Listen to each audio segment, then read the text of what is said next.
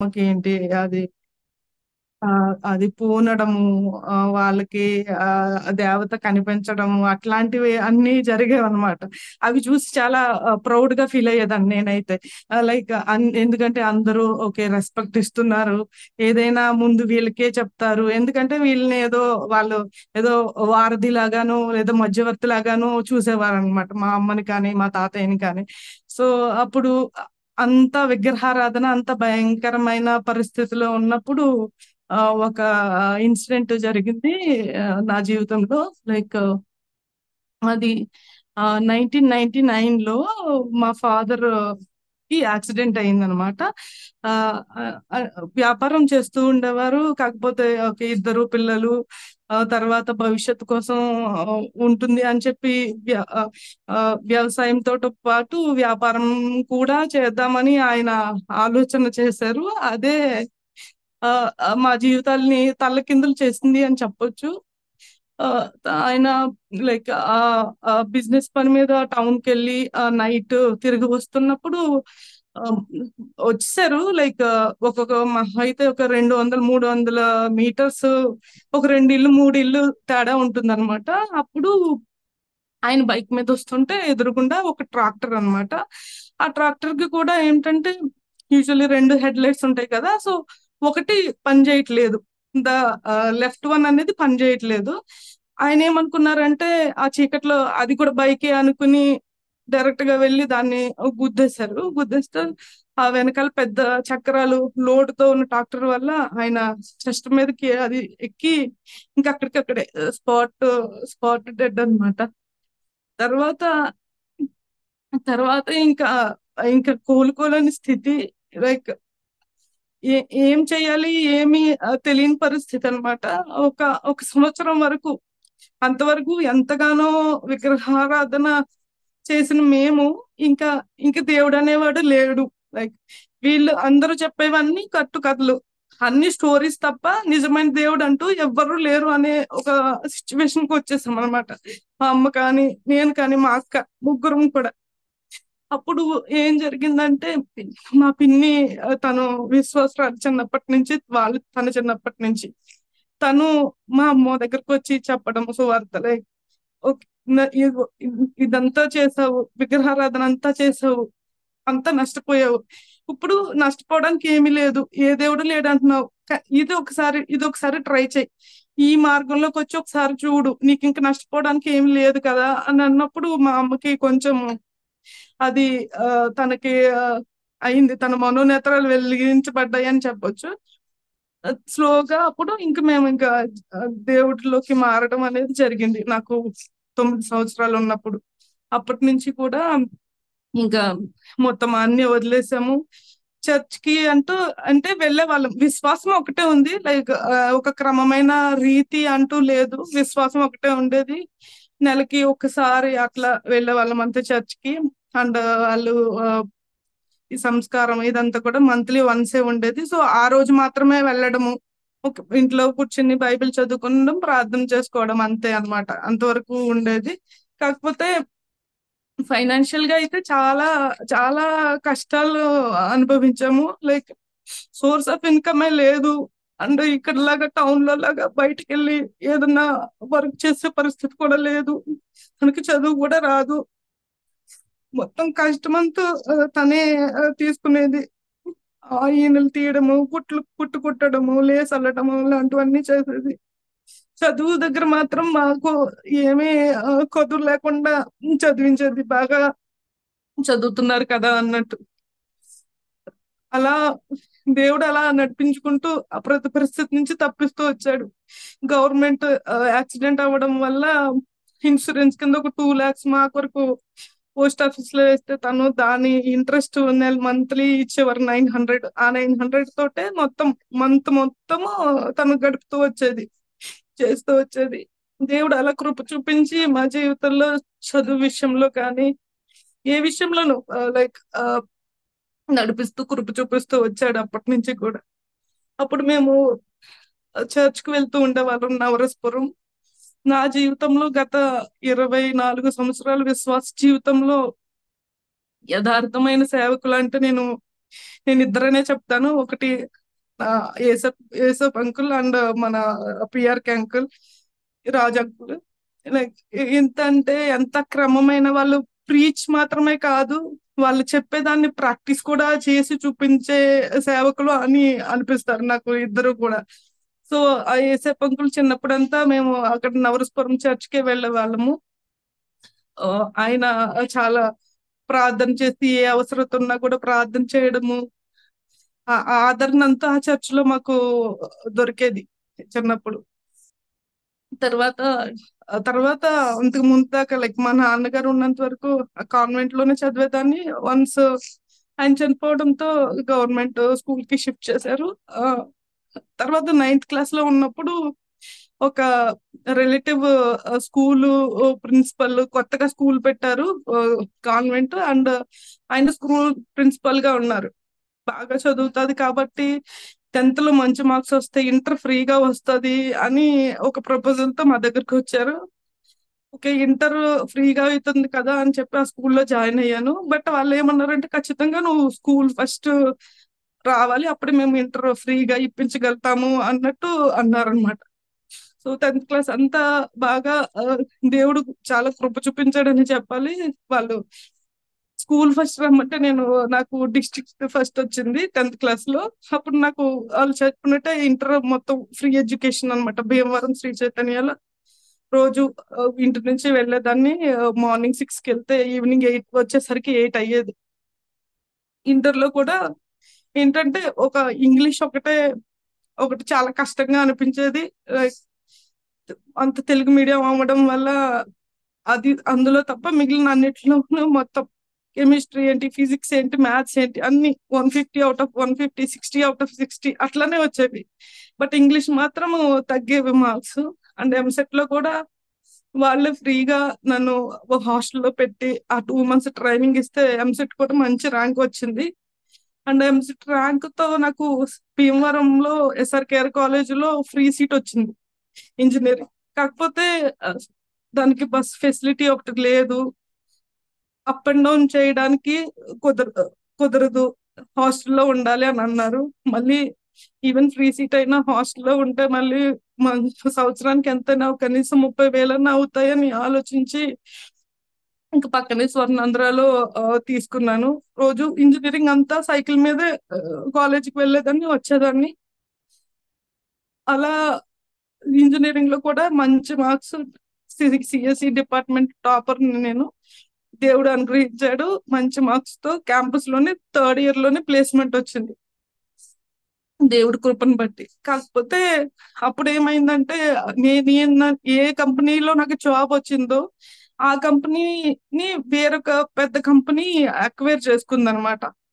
చేసుకుంటే అప్పుడు అందరూ ఒక డౌట్ ఏంటంటే ఇది ఆల్రెడీ ఆ కంపెనీ తీసేసుకుంది కదా, సో వీళ్ళు సెలెక్ట్ చేసిన క్యాండిడేట్స్ కి వాళ్ళ ఆఫర్ అనేది రిలీజ్ చేస్తారా లేదా అనేది. అందరూ చేస్తారు అన్నట్టు వెయిట్ చేస్తున్నారు. నాకు మాత్రం నేను కొన్ని నెలలు వెయిట్ చేశాను, కాకపోతే ఒకటే భయం అన్నమాట. లైక్ ఇంత కష్టపడి చదివిపించి నేను ఇప్పటికీ కూడా తనకి ఏమీ సాయం చేయలేకపోతున్నాను అని. సో అప్పుడు నేను ఇంకా ఆ, వస్తే వచ్చింది లేకపోతే లేదు, ఏదో ఒక ట్రై చేద్దామని చెప్పి హైదరాబాద్ కి వచ్చాను 2012లో. వచ్చి హాస్టల్లో జాయిన్ అయ్యాను. జాయిన్ అయిన 1 month కి ఈ ఆఫ్లైన్ వాకిన్స్ డ్రైవ్స్ అన్ని అటెండ్ అవుతూ ఉండేదాన్ని. అటెండ్ అవుతుంటే వచ్చిన 1 month కి నాకు జెన్క్యూ అని చెప్పి మైండ్ స్పేస్ ఒక కంపెనీలో జాబ్ వచ్చింది. వచ్చినప్పుడు దేవుడి కృప వల్ల జాబ్ వచ్చింది.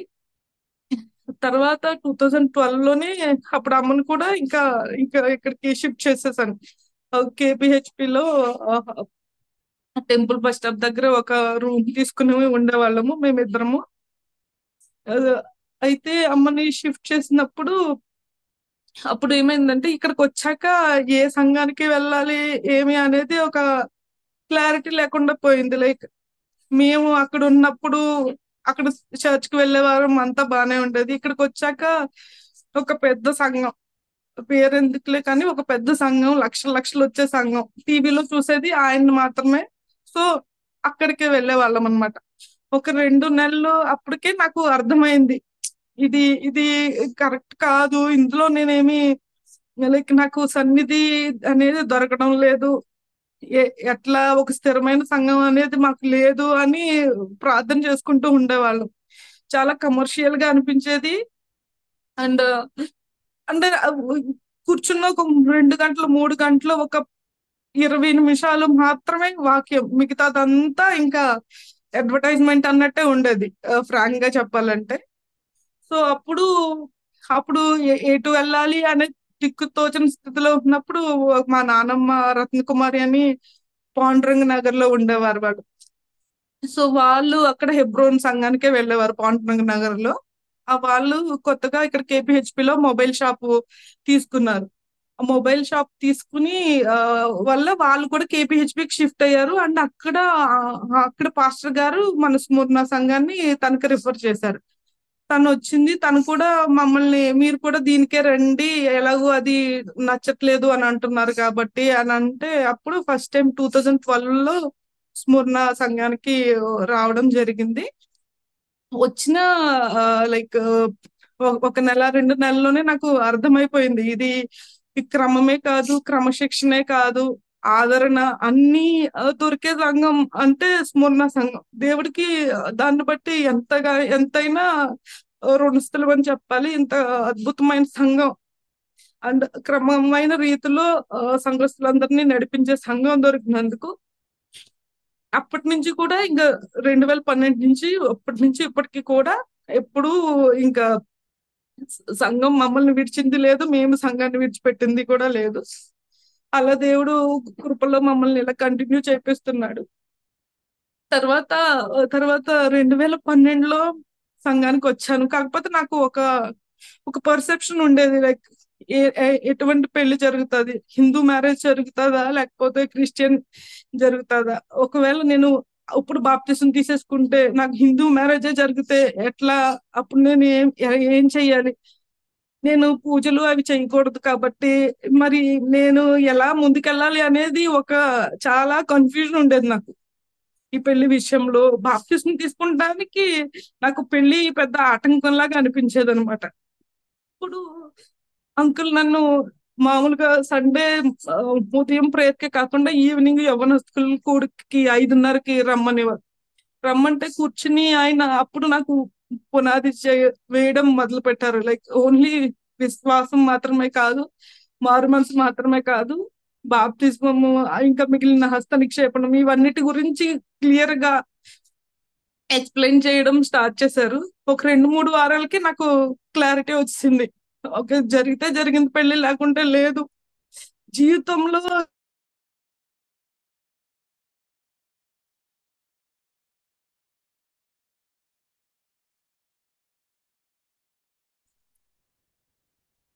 జీవితంలో దేవుడు ఇన్ని అద్భుత కార్యాలు చేసినప్పుడు పెళ్లి కోసం నేను ఆ, రక్షణ తీసుకోకుండా ఉండడం అనేది కరెక్ట్ కాదు అనేది అనిపించింది. అప్పుడే ఇంకా నేను అంకుల్ తో చెప్పాను, నాకు బాప్తిస్మం ఇచ్చేసేయండి అంకుల్ అని. ఆయన ఆ, నాకు బాప్తిస్మం స్మరణ సంఘంలోనే ఇచ్చారు. తర్వాత ఆరాధన చేయడము, ఎలా దేవుణ్ణి స్తుతించాలి, మొదటి ఆరాధన కూడా ఆ రోజే బాప్తిసం తీసుకున్న రోజే అంకుల్ నా చేత చేయించారు. ఆ, తర్వాత ఇంకా 2014లో పెళ్లి ఇదంతా నానితో తను మా బావే యాక్చువల్లీ. కాకపోతే వాళ్ళు కంప్లీట్ గా ఆ ఇంకా అన్యుల్లోనే ఉన్నారు, ఇంకా విగ్రహారాధనలోనే ఉన్నారు. మేమేమో ఇటువైపు యేసు ప్రభులో ఉన్నాము. వాళ్ళేమో హిందూ మ్యారేజే జరగాలంటారు. మేమేమో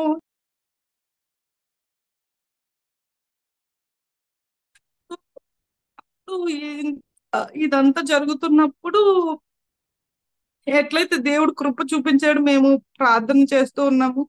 దేవుడు కృప చూపించి వాళ్ళు మనసు మార్చి ఆ, వాళ్ళే ఇంకా ఈ పరిశుద్ధ వివాహానికి ఒప్పుకోవడం జరిగింది.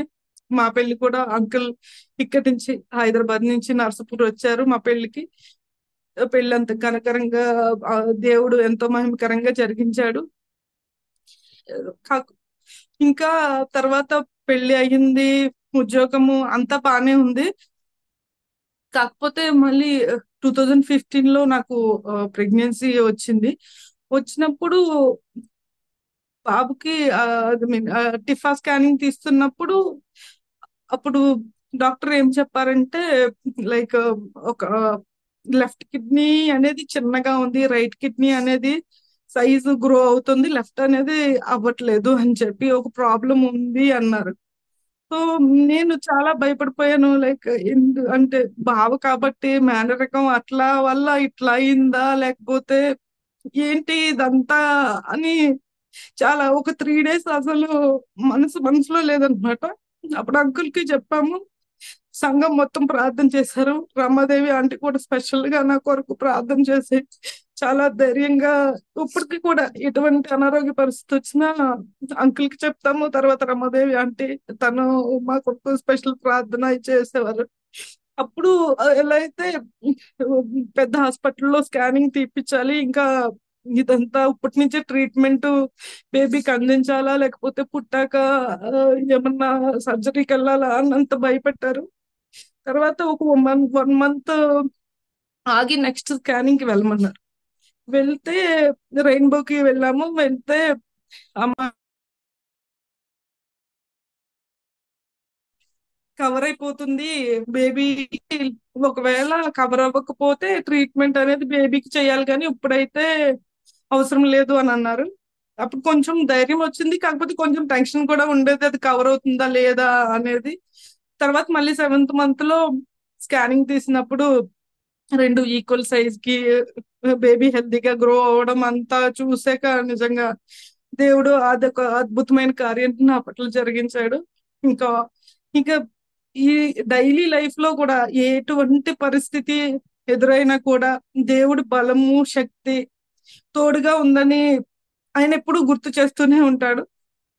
నాకు వచ్చిన ఒక వాగ్దానం, ఫస్ట్ వాగ్దానం అంటే ఇర్మియా 31:3లో శాశ్వతమైన ప్రేమతో నేను ప్రేమిస్తున్నాను కాబట్టి విడువక నీ ఎడల కృప చూపిస్తాను అని చెప్పి ఆ వాగ్దానం నాకు బాగా ప్రతి పరిస్థితికి నేను అది అనుగుణించుకుంటూ ఉంటాను. ఓకే, లైక్ ఎటువంటి పరిస్థితి ఈవెన్ కష్టమైన అది అననుకూల పరిస్థితి అయినప్పటికీ కూడా ఓకే, శాశ్వతమైన ప్రేమతో ప్రేమించే దేవుడు నాకు ఉన్నప్పుడు ఇది ఇది ఖచ్చితంగా ఇది చాలా చిన్నది అనిపిస్తది. దేవుడు ఆ విధంగా అద్భుతమైన రీతిలో కార్యాలన్నీ నా పట్ల జరిగిస్తూ వచ్చాడు. ఇప్పుడు ఇప్పుడు అంతా ఆఫీస్ టెన్షన్ ఏదో కొంచెం ఉంటుంది, దాని కొరకు మాత్రం ప్రార్థన చేయండి. ఇంకా మా హస్బెండ్ రక్షణ చాలా మంచివాడనే చెప్తాను. లైక్ కాకపోతే రక్షణ లేదు, ఖచ్చితంగా నరకానికి వెళ్ళిపోతాడు.